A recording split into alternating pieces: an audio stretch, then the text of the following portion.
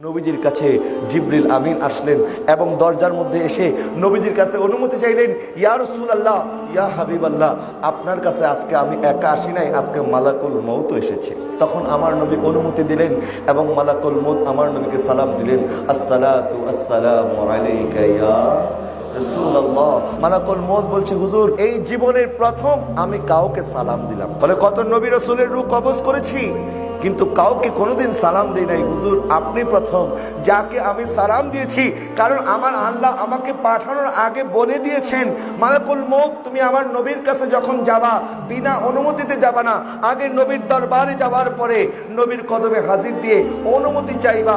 আমার নবী যদি অনুমতি দেয় এরপরে প্রবেশ করবা এবং প্রথমে আমার নবীকে দেখলে সালাম দিবা, এরপরে আমার পক্ষ থেকে বলবা উনি যদি চান তখন তুমি রূহটা কবজ করবা, আর যদি উনি না চান তাহলে ওনার রূহ কবজ করা দরকার নাই। এরপরে আমার নবী জিবরিলের দিকে তাকালেন, জিবরিল তুমি কি পরামর্শ দাও? তখন জিবরিল বলছে, হুজুর, আমার আল্লাহ আপনার দিদার অপেক্ষায় আছে। ইয়া রাসূলুল্লাহ, আল্লাহ আমাদেরকে পাঠিয়েছেন, আপনি তো এখান থেকে যাচ্ছেন কিন্তু ওখানে তো পৌঁছবেন। যখন আমরা বিদেশে যাই তখন আমরা হয়তো পরিবার থেকে আলাদা হই, কিন্তু বিদেশের যারা আমাদের বন্ধু বান্ধব আছে তারা খুশি হয় কিনা যে একদিক থেকে যাচ্ছি আরেক দিকে আরেকজনের সাথে সাক্ষাৎ হবে। আবার যখন বিদেশ থেকে আসি, যখন বিদেশের বন্ধু বান্ধব থেকে রেখে আসি, তারাও কষ্ট পায় যে আমার বন্ধু চলে যাচ্ছে, কিন্তু দেশের আপনজনরা খুশি হয় কি হয় না? তো আমার আল্লাহ তার হাবিবকে 63 বছরের জন্য উম্মতের কাছে পাঠিয়েছেন। জিবরিল বলছে, হুজুর, আপনি যদি না যান কোনো অসুবিধা নাই, কিন্তু আমার আল্লাহ তো আপনার দিদারের অপেক্ষায় আছে। আমার নবী বলছেন, জিবরিল ঠিক আছে, আমি তো চলে যাব, কিন্তু আমার আল্লাহকে জিজ্ঞাসা করো আমি চলে যাওয়ার পরে আমার আল্লাহ উম্মতের সাথে কি আচরণ করবে, আমার উম্মতের কি হবে। দুনিয়াতে যখন আমার উম্মত বিপদে পড়তো, আমি নবীর কদমে যখন হাজির হতো, আমি নবী তো তাদের সমস্ত বিপদ হাল করে দিতাম, আমি তো তাদের সমস্ত প্রশ্নের জবাব দিয়ে দিতাম, আমি তো তাদেরকে বিপদ থেকে উদ্ধার করতাম। কিন্তু এখন আমি যদি চলে যাই, তারা যদি বিপদে পড়ে যায়, তাদেরকে বিপদ থেকে কে উদ্ধার করবে? আমার আল্লাহ জিবরিলকে বললেন, হাবিবকে বলে দাও, আমার নবীকে বলে দাও, তিনি উম্মতকে নিয়ে যেন পেরেশান না হয়, কারণ আমি আল্লাহ তার উম্মতকে নিয়ে বেশি পেরেশান হতে দেব না। আমার নবীর উম্মতের ব্যাপারে আমি আমার নবীকে কষ্ট দেব না। আল্লাহর কসম করে বলছি, সেদিন যদি আল্লাহর নবী, আমার নবী সাল্লাল্লাহু আলাইহি ওয়াসাল্লাম আল্লাহর দরবারে আমাদের কথা না বলতেন, আজকে আমরা এমন এমন অপরাধ করছি যেই অপরাধের কারণে আল্লাহ হয়তো আমাদেরকে বানর বানিয়ে দিতেন, যেই অপরাধের কারণে আল্লাহ হয়তো আমাদেরকে কুকুর বানিয়ে দিতে পারতেন, কিন্তু আল্লাহ তার হাবিবের উসিলায় আমাদেরকে এখনো ভালো রেখেছেন।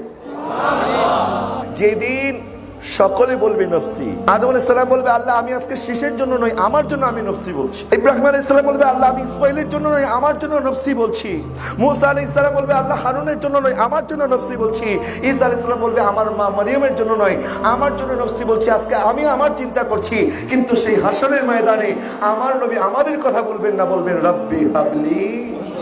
আর আমার নবী যখন সুপারিশ করতে থাকবেন, আল্লাহ যখন ক্ষমা করতে থাকবেন, আলা হযরত বলেছেন, পেশে হক মুজদা শফাআত কা সুনাতে যাएंगे, आप रोते जाएंगे, हमको हंसाते जाएंगे। আমার নবী কাঁদতে থাকবেন, উম্মতে উম্মতে বলে কাঁদতে থাকবেন। আমার নবীর সন্তুষ্টির জন্য আল্লাহ আমাদেরকে ক্ষমা করতে থাকবেন, আল্লাহ গুনাহগারদেরকে জাহান্নামে ঢুকাবেন, আমার নবী ধরে ধরে জান্নাতে দিয়ে আসবেন। নিজেকে যারা গুনাহ সাগরে হাবুডুবু খাচ্ছেন, একটু চিন্তা করেন, আমি আর আপনি যেই কষ্ট আমার নবীকে দিচ্ছি, আমাদের কারণে দয়াল নবী হাসরের ময়দানে কতটা কষ্ট পাবেন, কতটা চোখের পানি ছড়িয়ে ছড়িয়ে আমার দয়াল নবী আমাদের জন্য সুপারিশ করবেন। ওই দয়াল নবী জানেন আমি তো চলে যাচ্ছি, আমার উম্মত তো গুনাহ করবে, আমার উম্মতের উপরে যদি অন্যান্য নবী উম্মতের মতো আযাব নাজিল হয়ে যায়, গজব নাজিল হয়ে যায়, আমার নবী বলছেন, জিবরাইল আমি যদি দুনিয়া থেকে পর্দা করি, বলো আল্লাহর কাছ থেকে এই ওয়াদা নিয়ে আসো, আমার উম্মতকে যেন গজব দেওয়া না হয়, আযাব দেওয়া না হয়। আল্লাহ বলছেন, ওয়া মা কানাল্লাহু লিউআযিবাহুম ওয়া আনতা ফীহিম, হাবিব আপনার কারণে আপনার উম্মতকে কোনো আযাব দেওয়া হবে না। এরপরে আমার নবী হযরত ইমাম হাসান ইমাম হুসাইনকে ডাকলেন, বুকের মধ্যে জড়িয়ে ধরলেন, কারণ আমার নবী জানেন এই উম্মতের জন্যই ইমাম হাসান বিষ পান করে শাহাদাত বরণ করবে এবং ইমাম হুসাইন কারবালার ময়দানে শাহাদাত বরণ করবে। আমার নবী দুজনকে চুমা খেলেন। এরপরে নবীজির আজওয়াজ মুতাহারা যারা ছিলেন প্রত্যেককে ডাকলেন, সবাই আসলো নবীকে দেখার জন্য। এরপরে সর্বশেষ আমার নবীজি হযরত ফাতেমা জাহরা রাদিয়াল্লাহু তাআলা আনহাকে ডাকলেন এবং কানে কানে আমার দয়াল নবী কিছু কথা বললেন। এই কথা শুনে মা ফাতেমা জাহরা হাউ মাউ করে কেঁদে উঠলেন।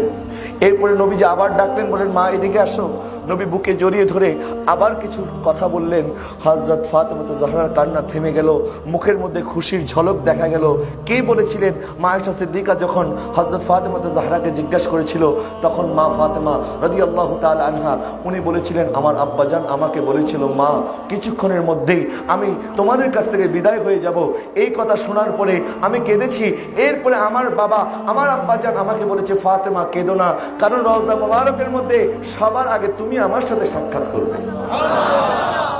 অর্থাৎ পরিবারের মধ্য থেকে সবার আগে হযরত ফাতেমা জাহরা ইন্তেকাল হবে এবং রওজা মুবারকে নবীজির সাথে ওনার সাক্ষাৎ হবে। এই কথাও আমার নবী রাহমাতুল লিল আলামিন বলে দিয়ে গেলেন। এরপর আমার নবী জোরে জোরে বললেন, আসসালাত আসসালাত আসসালাত, উম্মত নামাজ ছেড়ে দিও না, উম্মত নামাজ ছেড়ে দিও না। আমা মালাকাত আইমানুকুম, এবং তোমাদের দাস দাসী যারা আছে, তোমাদের অধীনে যারা আছে, তোমাদের চাকরি যারা করছে, তোমাদের খেদমত যারা করছে, তোমাদের খাদেম যারা আছে, তাদের সাথে অন্যায় করিও না। এই কথা বলতে বলতে আমার দয়াল নবী রাহমাতুল লিল আলামিন বললেন, আল্লাহুম্মা রফিকিল আ'লা, আল্লাহুম্মা রফিকিল আ'লা। আমার নবী রাহমাতুল লিল আলামিন এই কথা বলার সাথে সাথে হযরত জিবরিল আলাইহিস সালাম এবং হযরত মালাকুল মউত আমার নবীকে নিয়ে আল্লাহর দরবারে রওনা হয়ে গেলেন। হযরত আনাস রাদিয়াল্লাহু তাআলা নবীকে প্রশ্ন করেছিলেন, ইয়া রাসূলুল্লাহ, আপনি পর্দা করার পরে আপনার গোসল কে দিবে? তো নবী বলেছেন, আমার আহলে বাইত আমার গোসল দিবে। হুজুর, আপনার কাফন দাফন কে করবে? বলে, আমার আহলে বাইত কাফন দাফন করবে। যে আপনার জানাজা কে দিবে? এই কথা বলার পরে আমার নবী কেঁদে দিলেন, বললেন, আমার জানাজা তোমাদের জানাজার মতো হবে না। যখন আমি দুনিয়া থেকে পর্দা করব, তখন তোমরা আমার কাফনের পরে আমাকে রেখে দিবা। আল্লাহ আমার প্রতি রহমত নাজিল করবে। এরপরে জিব্রাইল, মিকাইল তারা আমার প্রতি সালাম আরজ করবে। এরপরে সকল ফেরেশতারা আমি নবীর প্রতি সালাম আরজ করবে। এরপরে আমার পরিবার পরিজন যারা আছে, আমার আহলে বাইতের পুরুষ সদস্য যারা, তারা সালাম আরজ করবে। তারা চলে যাওয়ার পরে তাদের নারী যারা আছে তারা সালাম আরজ করবে। তারা চলে যাওয়ার পরে তাদের সন্তান যারা আছে তারা সালাম আরজ করবে। তারা চলে যাওয়ার পরে তাদের দাস দাসী যারা আছে তারা সালাম আরজ করবে। তারা চলে যাওয়ার পরে আমার মুহাজির সাহাবী যারা আছে তারা সালাম আরজ করবে। তারা চলে যাওয়ার পরে পর্যায়ক্রমে তোমরা প্রত্যেকে আমি নবীর প্রতি সালাম আরজ করবে। দূর দূরান্ত থেকে সকল সাহাবায়ে কেরাম নবীকে যারা দেখেছে, যারা দেখে নাই, তারাও আসলো এবং নবীকে সালাম দিল। সালাম আরজ করার পরে 2 দিন পরে বুধবার দিন রাতে আমার নবীকে রওজা মুবারকের মধ্যে আল্লাহর দরবারে হাওয়ালা করে দিলেন সাহাবায়ে কেরাম। যখন নবী সাল্লাল্লাহু আলাইহি ওয়াসাল্লামকে রওজা মুবারকে রাখছেন, তখন হযরত ফজল ইবনে আব্বাস এবং হযরত আলী রাদিয়াল্লাহু তাআলা আনহু দুইজনেই রওজা মুবারকে নেমেছেন এবং নবীজি রাহমাতুল্লিল আলামিনকে যখন সেখানে রাখলেন, হযরত আলী যখন রওজা মুবারক থেকে বের হলেন, হযরত মুগিরা বিন শুবা ওনার হাতের আংটিটা ইচ্ছাকৃতভাবে যখন রওজা মুবারকের মধ্যে ফেললেন, আলী রাদিয়াল্লাহু তাআলাকে বললেন, আলী তুমি যদি অনুমতি দাও, আমি একটু নবীজি রওজা মুবারকে নামতে চাই এবং আমার হাতের আংটিটা একটু ওখান থেকে উঠাতে চাই। হাতের আংটিটা উঠানো ছিল বাহানা। হযরত মুগিরা ইবনে শুবা যখন গেলেন, তখন আমার দয়াল নবীকে জড়িয়ে ধরলেন, আমার নবীর কপালের মধ্যে চুমু খেতে রইলেন।